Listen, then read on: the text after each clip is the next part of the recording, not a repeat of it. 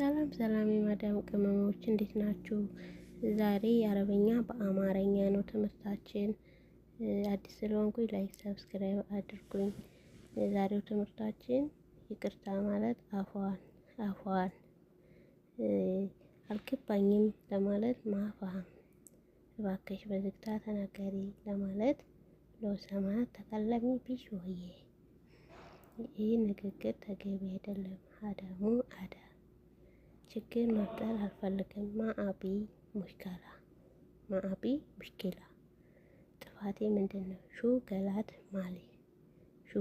ማሌ ይህ ትክክል አይደለም። አዳሙሳህ ድጋሜ አስረጅኝ። ፌሚኒ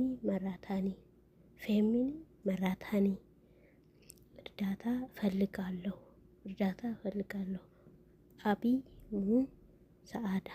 አቢ ሙሳአዳ እውነቱን ነው የተናገርኩት ለማለት አናጉል